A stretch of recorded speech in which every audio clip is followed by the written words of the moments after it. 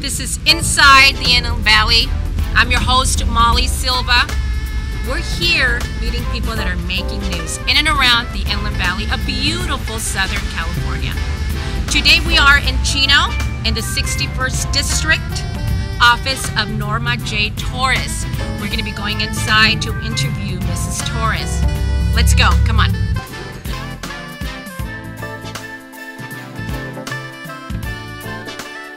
How are you, Norma Torres? I'm good. Thank ¿Cómo you. estás? Muy bien. Muy bien, muy bien. Thank you for giving us this opportunity to come in your office. I know you're very busy as an assemblywoman, but thank you for this time. I wanted to talk about the AB 1275, about this bill that you're trying to pass or is already been passed. No, we're working on the bill. Okay. So Assembly Bill 1275 was, we just introduced that bill this year, and it will be heard in the first committee, which will be Public Safety, sometime this month. What I'm trying to do is trying to continue to protect the 911 calls.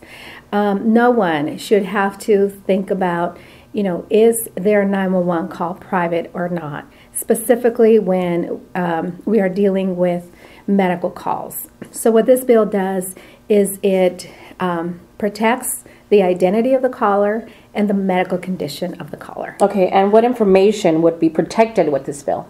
Their medical condition, Okay. and their name and identifiable information.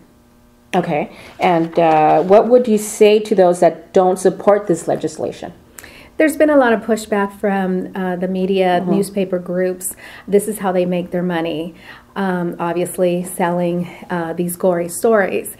What I would have to say to them is that no one calls 911 because they're having a great day.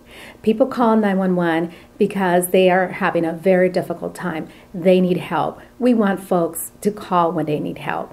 And their identity and their medical condition needs to be protected. And lastly, Ms. Torres, how can people support your bill? They can send us a letter. Okay. They can call us. They can log on to our website and send us, a quick email adding their name to our growing list of supporters. Thank you, Ms. Torres. Now let's talk about a bill that really hits close to home, and that's the Keep Your Home California program. Everybody knows somebody that's going through a very hard time with this recession, and especially with home values. Talk to us about this. Absolutely. My assembly district has been hit very, very hard. There's a lot of homeowners who have lost or are in the process of losing their homes. I've been working on this issue for the last 3 years since I've been in office. First, we brought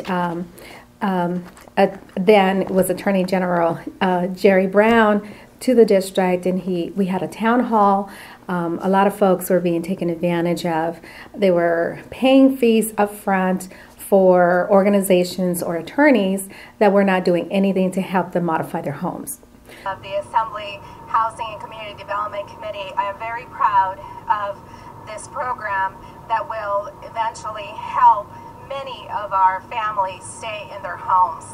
I have been very involved with the agency. We had 3 community hearings across California, one of them in Ontario, my home district. And as a result of that, these 4 programs were created. Exciting times for our families that are in trouble.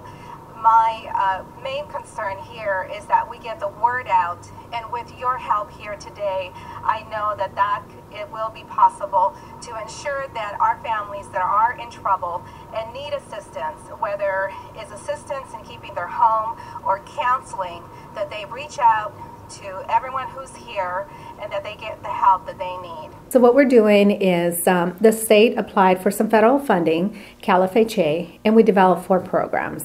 The 4 programs are if you've lost your job.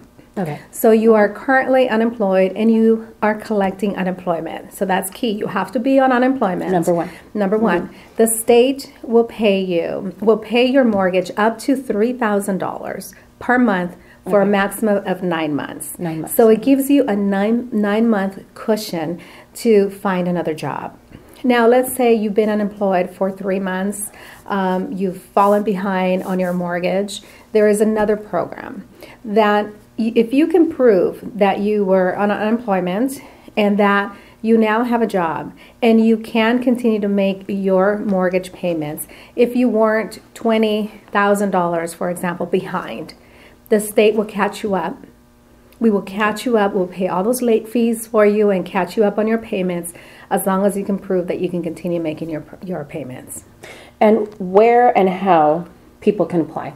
They can, we have resources. They can call my office or they can go to the website, keepyourhomecalifornia.org. It's also in Spanish, conservatucasacalifornia.org.